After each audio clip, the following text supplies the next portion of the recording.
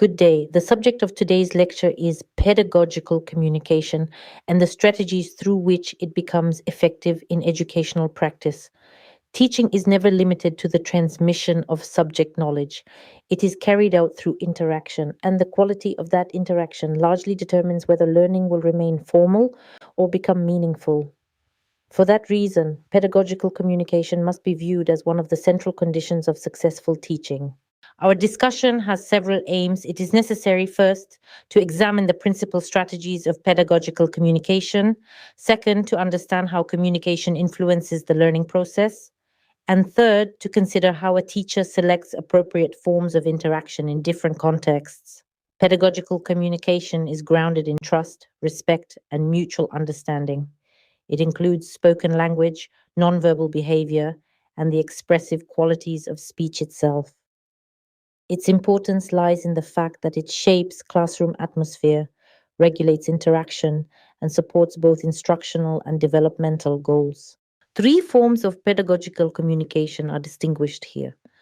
Verbal communication refers to speech as the main means of explanation, instruction, and feedback. Nonverbal communication includes gesture, posture, facial expression, and eye contact, all of which strengthen or modify the spoken message. Paraverbal communication concerns tone, intonation, and rhythm, which influence how speech is received. In practice, these forms do not function separately. They work together and determine the overall effectiveness of the teacher's communicative presence. Successful communication in teaching depends on deliberate professional choices. Among the most significant are openness, accessibility, attentive listening, encouragement, constructive feedback, and the use of positive formulations. These strategies are not merely matters of style, they influence participation, confidence, and readiness to engage with learning tasks. A student who feels heard is more likely to respond actively, while carefully framed feedback helps correct mistakes without undermining motivation. In this way, communication becomes an instrument of guidance rather than simple control. No less important is the role of emotional intelligence. A teacher must be able to recognize emotional states, regulate personal reactions, and take into account the feelings of others. This includes self awareness, self regulation, motivation, empathy, and social competence. Within the classroom, such qualities are essential. They allow the teacher to respond tactfully to tension, support students in moments of difficulty, and preserve a constructive atmosphere even under pressure. Emotional intelligence therefore strengthens pedagogical communication by making it more attentive, balanced, and humane. A strong communicative culture in the classroom does not arise by chance. It is established through norms, expectations, and the teacher's own example. Students need clear principles of respectful dialogue, active participation, and constructive disagreement. Equally important is the creation of psychological safety. Learners should feel that questions, uncertainty, and mistakes are legitimate elements of study rather than causes for embarrassment. Where such conditions are present, communication supports not only discipline and order, but also intellectual initiative and genuine engagement. Several conclusions follow from this discussion. Communication is foundational because it determines whether teaching remains one sided or becomes genuinely interactive.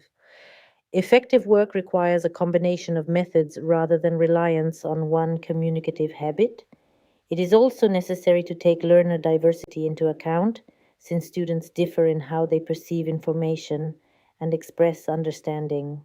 Finally, communicative success depends on classroom culture.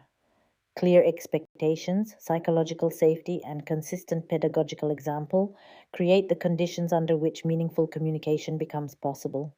Several conclusions follow from this discussion.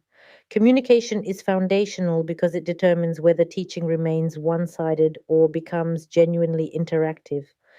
Effective work requires a combination of methods rather than reliance on one communicative habit.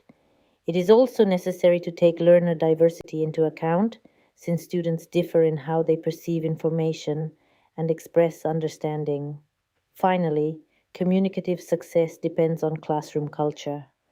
Clear expectations, psychological safety, and consistent pedagogical example create the conditions under which meaningful communication becomes possible. Pedagogical communication directly affects motivation, comprehension, and the quality of educational interaction. Its effectiveness depends on the balanced use of verbal and nonverbal means, on attentive listening, and on feedback that guides rather than discourages. At the same time, emotional sensitivity remains indispensable.